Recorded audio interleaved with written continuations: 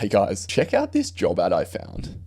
It's for a cleaner at a rocket company here in Australia. And it seems crazy, but this cleaner's startup equity could be worth stacks. They could be richer than most lawyers. I had to make a video on this, really, and why startup equity is such an underrated way to get ahead, as well as specifics on how to find it, how to secure it, and how to make sure that it's worth something at the end of the day. Let's dive in. I'm Charlie Gearside, and I got equity at Koala. Here's my share certificate. Then I left Koala with a few mates I met there to start Eucalyptus, which is now worth close to $1 billion and got us on the young rich list. I didn't come from money. I went to a public school. I didn't finish university. I just got in early, worked hard, and found the right places to work. Sweat equity changed my life, and it can change yours too. And that's what this channel is all about, helping you take ownership of your work, your upside, your future in a world that's extremely cooked for young people. So if you're ambitious, curious, maybe a little bit fucked up, hit subscribe, and also check out the description of this video. You can join my email newsletter, and I'll be sending out a list of Australian startups that offer equity.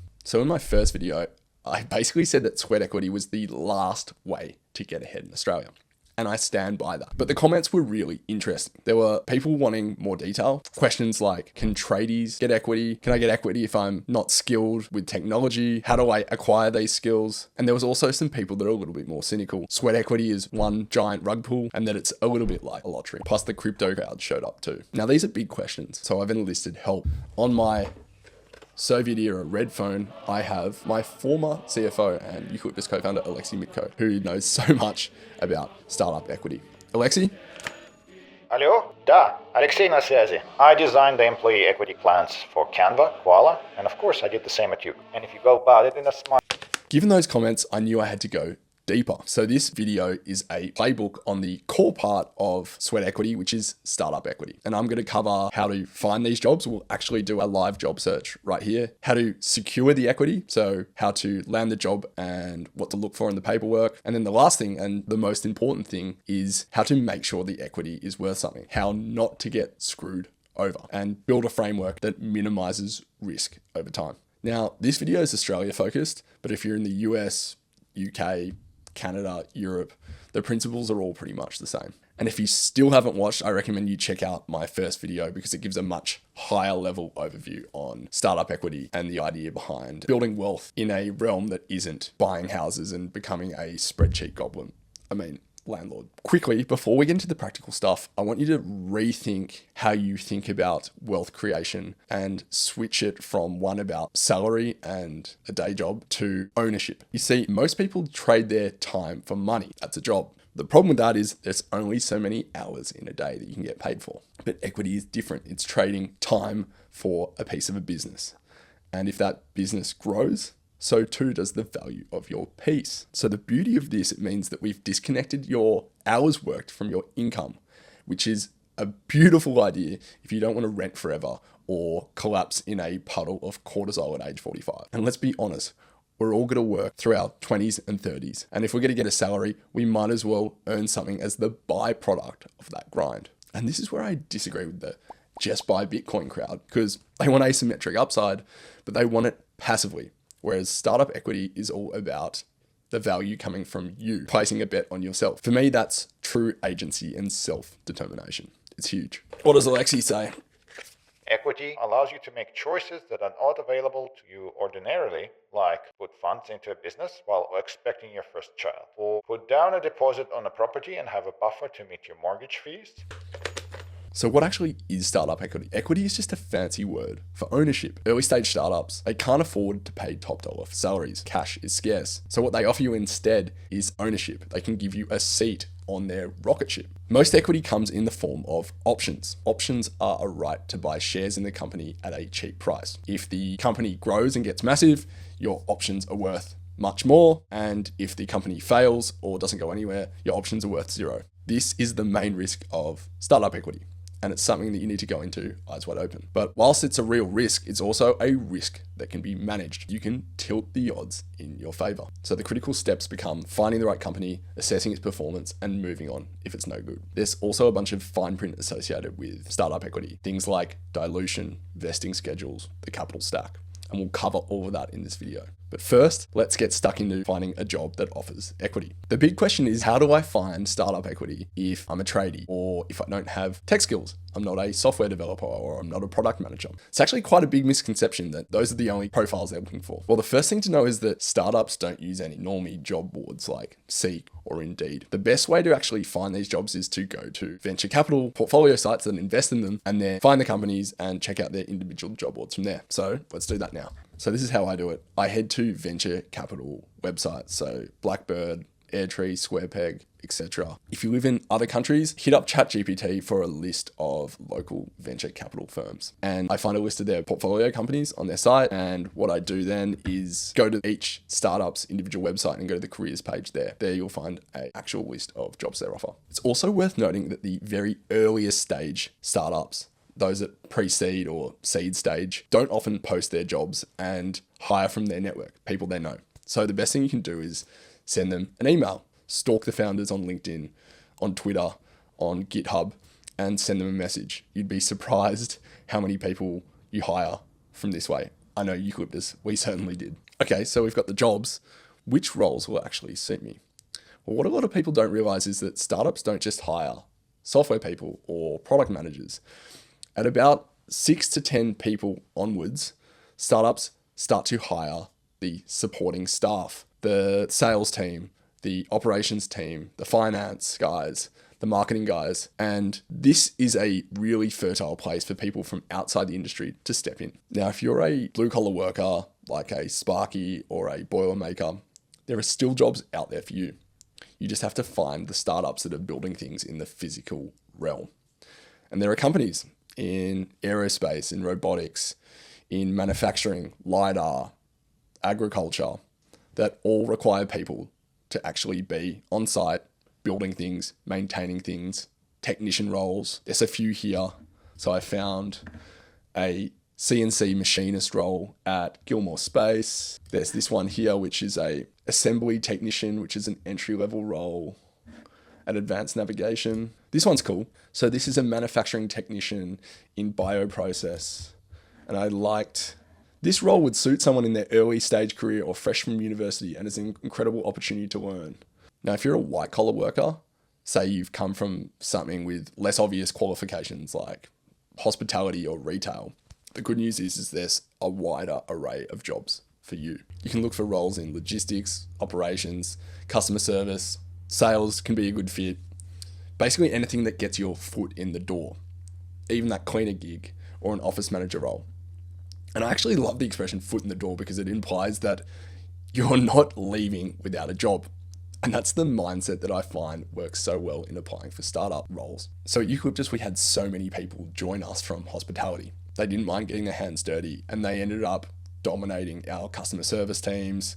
We had a copywriter, others went off to other teams eventually. They were great at managing people and just got shit done, which is invaluable at the very start. In startups, your attitude and your ability to learn quickly matters far more than the qualifications on the job description. So if you're determined to increase your odds of finding startup equity, you can consider a role in a different field, maybe a more entry-level role in something like customer service or sales. Upskilling in AI right now is a perfect example of what you might do if you're considering switching from another industry. And this is what I call the startup equity ladder, where you might start as a cleaner, but then transition into a customer service role, then to a broader ops role, and then onwards to leadership. So once we've found a role we're interested in, how do we actually get it? Here are 10 tips for securing a job with startup equity. Now, funnily enough, I was considering skipping this section, but I'm actually so shocked by 80 to 90% of job applications I've read, just how poor they are. And I've read hundreds of them. So the first thing to know is that your cover letter or your email intro, basically anything free text, is absolutely everything. Don't worry about your CV. No one will read it. It's how you come across personally in those fields where you can communicate that you have a personality. The second hack you can do, and this is so easy, yet so few people do it, is have a personal website and a personal email address that's not a Gmail, not a Hotmail. Now, this is actually super easy to do in the era of about.me or Wix or Squarespace. Just having it shows a basic understanding of technology in the internet, particularly important in startups, which are technology enabled. And it literally puts you to the top of the list above 95% of candidates if you do this. The third thing is to actually show some personality. Now, this is even more important in the era of ChatGPT. Everyone can show a basic level of personality. You have to kind of think out of the box and be your true self, be random,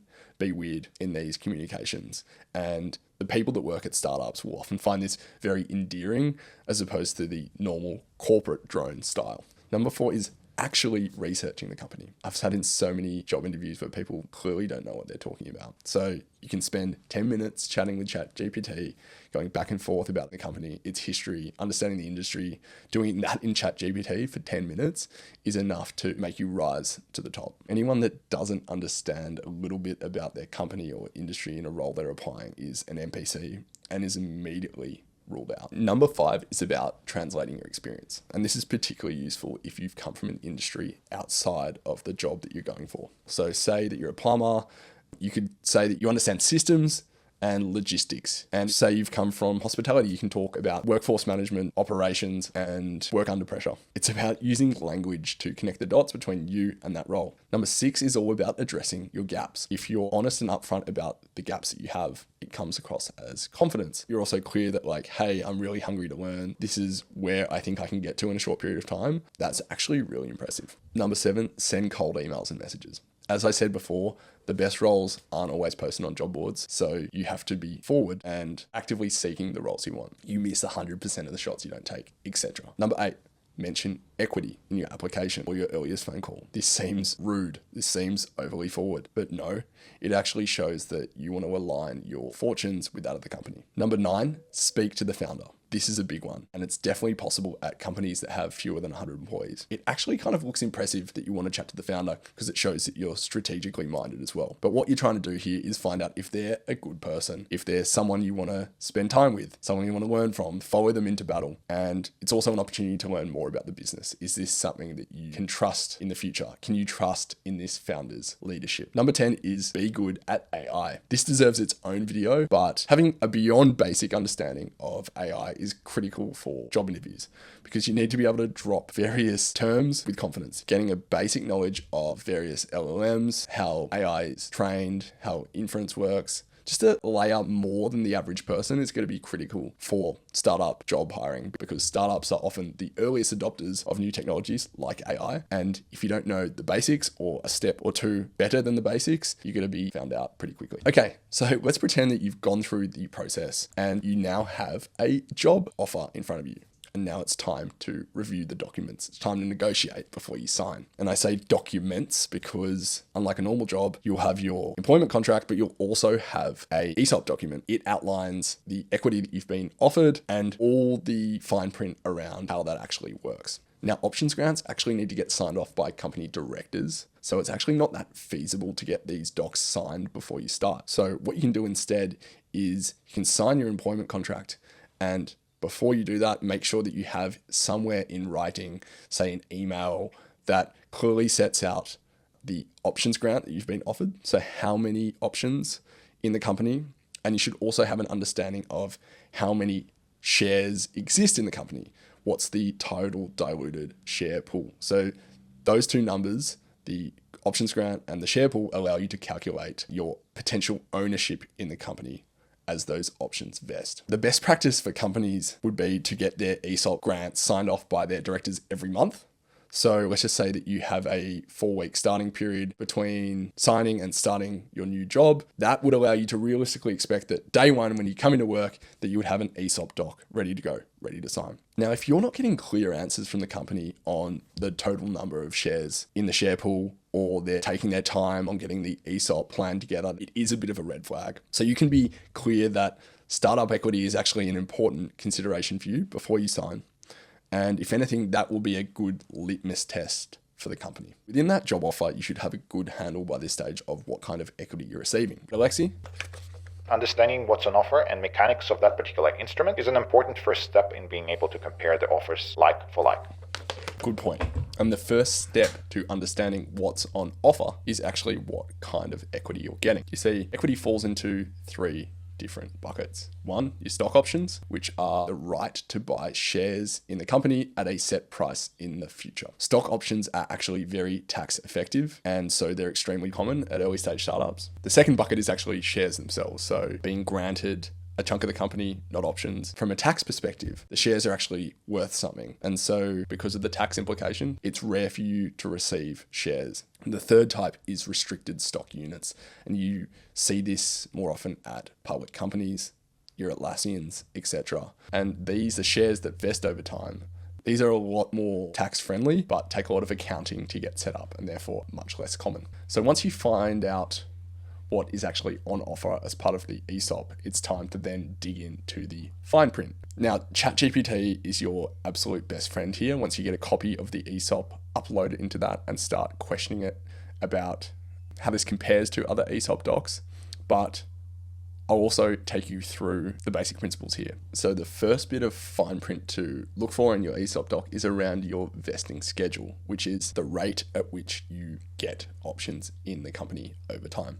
Because you don't get given all your options day one, because you could leave and you'd have them all. No, the company wants to incentivize you to keep working there. Now, a standard vesting schedule is over 4 years with a 1-year cliff. And what that means is that you earn your options over 4 years, and after your first year, you receive your first quarter of options. So before that, in your first year, you don't receive any options.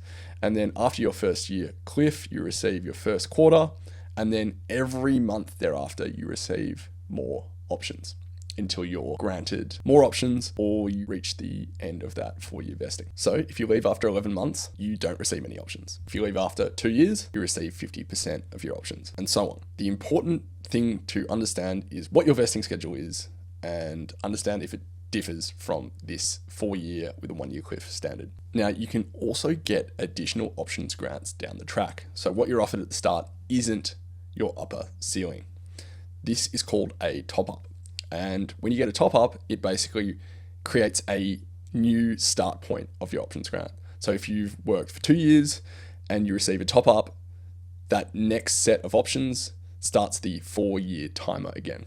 The whole point of them is to incentivize the best team to stick around for longer. The next thing to look at in the ESOP rules is how to exercise your options, converting your options into shares. And you do this at a predetermined price called a strike price. At the start of a company, that can be as low as 0 or a couple of cents per share. But over time, for tax purposes, for the business, the strike price has to go up. And so for me at Koala, my exercise price was, I think, about $7,000. I had to pay $7,000 to convert my options into shares. Now, I think that's probably middle of the road. There's definitely examples where that's a lot cheaper. I have heard examples when people have needed to come up with 50 grand to exercise their options. So it's something to look out for in advance when you're reading the ESOP docs. So the other thing to look out for is your exercise window, which is basically how long you have to convert the options into shares. I know Alexi has some pretty strong words about this, so I'll ask him. Alexi?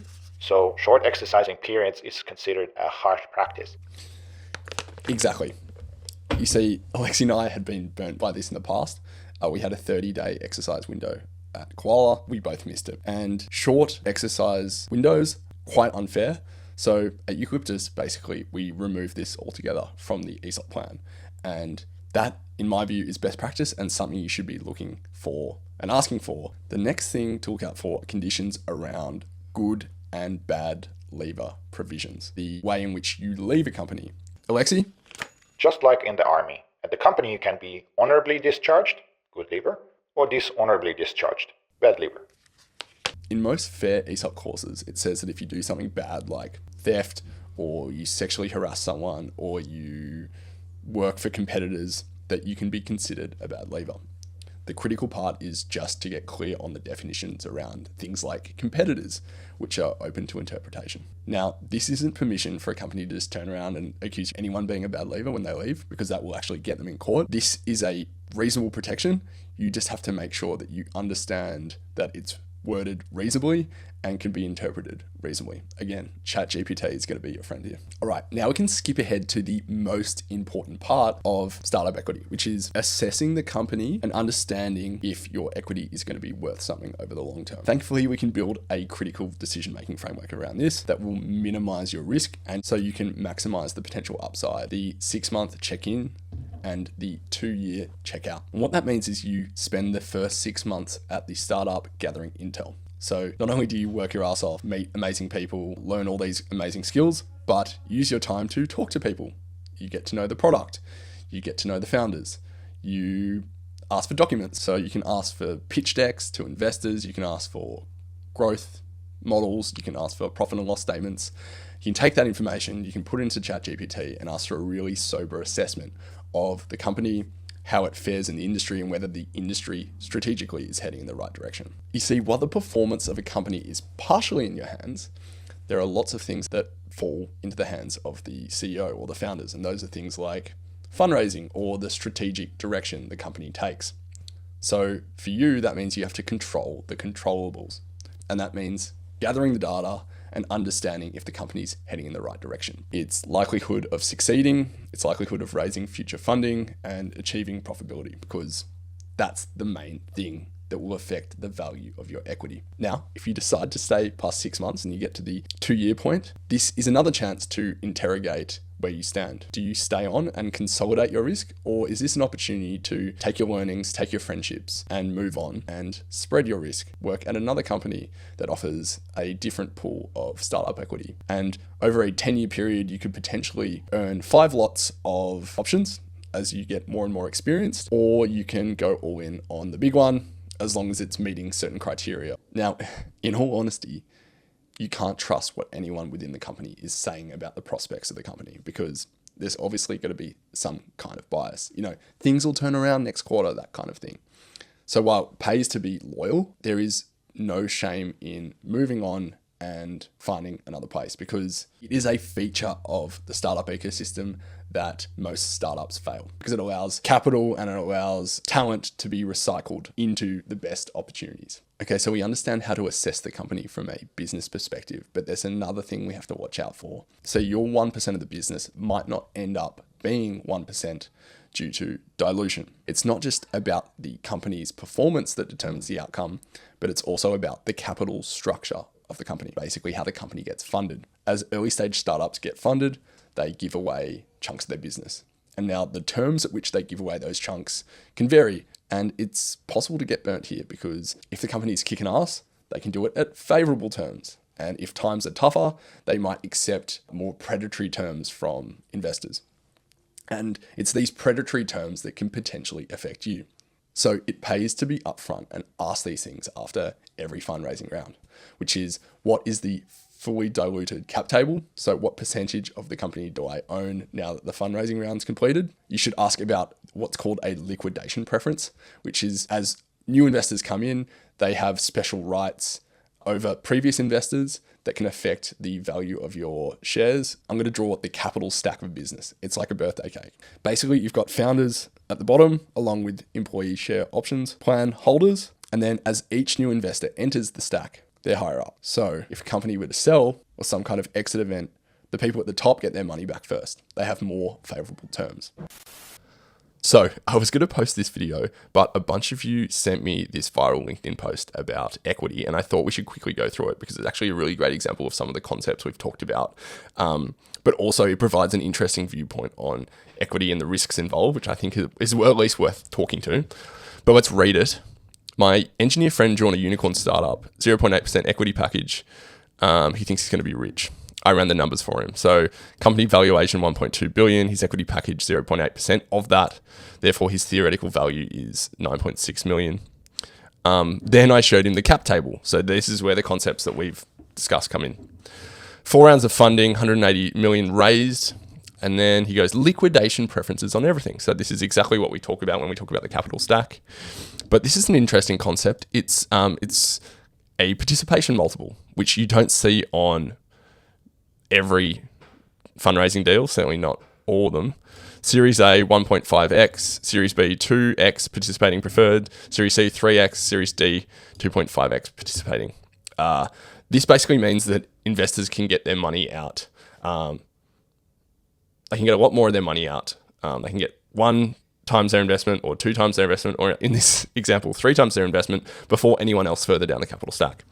Now, what I will say to this is this seems like a pretty unbelievable example. I mean, those are some of the worst fundraising terms you'll ever see.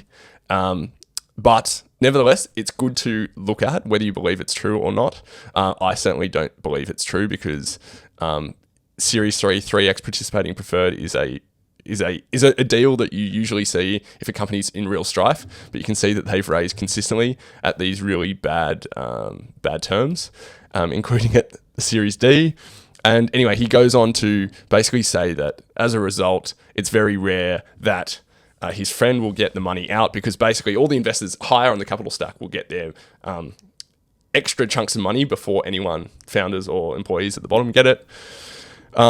Anyway, it basically says that, oh, look, it's still not bad. He gets 0.8% of a smaller amount. Instead of 1.2 billion, it's 5.575 million, 4.6.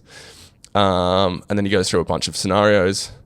But here's the part that really hurt he gets to. I showed him a likely dilution schedule, which I just think is ridiculous. Next funding round will cut him from 0.8 to 0.4%, which, you know, he goes, but the pie gets bigger, he argued. True. But the percentage of that pie keeps shrinking, which is circular logic, which, credit for this guy for going for a buzzy LinkedIn post, but I think he's trying to amp up the fact that he is a 0.5 to 5 million ARR bootstrap solo founder. So I think he's quite proud of the fact that he hasn't raised any money from venture capital. The takeaway is to ask, to understand those, the nature of the investors, whether they have some kind of preference shares and what those preference shares allow in terms of participation and participation multiple, but useful nonetheless. You should ask about anti-dilution clauses, which protect certain investors' share from getting diluted, but affects other people's. There are lots of nuances to this. There are whole legal teams that literally operate in this space. So ChatGPT is going to be really useful here. All right, we've done all the hard work. We've got the job. We've assessed its potential. We've stuck around. How do we actually get our money out? And this is the exciting world of exits. Basically, an exit is one of 3 scenarios. It's when your company IPOs, it lists on a public market. It's where you get acquired, so another company buys your company. And the last one is secondary. Any advice here, Alexi? Just make sure you read this portion of the plan rules carefully. Okay, I will. Now, the IPO is the fairy tale outcome, where your company lists its shares for public sale on a stock market. Atlassian is an Australian company that did this a few years ago. Afterpay, famously, all those years ago. Now, if it's a good exit and you have a good chunk of equity, this is where there is potential for a life-changing outcome. But IPOs are rare, and out of 100 startups, probably only 1 or 2 ends up IPOing. The next option, and the more likely option, is an acquisition, where your company is purchased by another. The bigger fish eats the smaller fish, so to speak. So it's estimated that 15 to 20% of startups are acquired. Now, acquisitions are where things can get a little bit more confusing because there can be awesome acquisitions and there can be middle of the road ones, and then there can be pretty shitty ones. The great acquisitions are where your company gets acquired by a much, much bigger company and they do it for cash. So basically your company gets valued and your share is bought, and in return you get cash. Sometimes you'll get a mix of cash and shares as well. So you'll get share of the bigger company as well as a bunch of cash. In less spectacular results, you'll have a situation where you get a script for script acquisition. So basically you have shares in your company, it gets acquired by the other company or it merges, and you get issued a whole bunch of new shares or options even in the new company if it's not public. And so this is a situation where you're essentially maintaining the risk or even ratcheting the risk up slightly, because it could be a new company that you don't know much about that all of a sudden your fortunes are tied to. So acquisitions, a chance of being awesome and potentially less awesome. You just have to understand how it works. Now, the last form of exit is the quiet win, and that's secondary. And the good news is it's getting a lot more common. Our company, Eucalyptus, did a secondary transaction where our team sold hundreds and thousands of dollars worth of shares last year. And it's an awesome way to keep some of your ownership and get some liquidity. So you can put, a house deposit or go on holiday for a long period. Secondary transactions happen usually at fundraising rounds or when a company is getting ready for an IPO. The thing to look out for with secondaries is that there are conditions applied. So you will need board approval to sell your stake. You will usually need to be a current employee. You will only usually be able to sell, between 20 and 30% of your stake. So you can't get rid of all of it. But it is a great outcome and an awesome way to take risk off the table. It's actually something to keep asking the founders and the CEOs about. Will you allow secondary transactions as part of future fundraising rounds? All right, so we've sold the equity. The last thing and the most boring thing to consider, and thankfully I've consulted Alexi on this, is tax. Tax is an important consideration when you dispose of an asset in a lump sum. In Australia, we have a cool scheme called the ESS Startup Concession, which basically means that if it's set up right, you don't pay tax when you get the options, you don't pay tax when the options vest, and you only pay your capital gains when you sell, similar to any other shares or asset. Now, it's a really good deal, but you have to make sure the company has set it up right. This is definitely something to ask the finance department before you sign on the dotted line. So that's it. We've found the company that offers the equity, got the job, we've assessed the company, and we've made sure that the equity is worth something whilst keeping a sober decision-making framework for spreading our risk over the length of your career. For me, the key takeaway is that you don't need to be a founder. You don't need to be technical. These jobs are out there. They exist. You just need to be hungry enough to find them. And the beauty of equity is, I think, it's not a lottery, it's a ladder. And you just need to start climbing. So that's it for me. Until next time, and love yous all.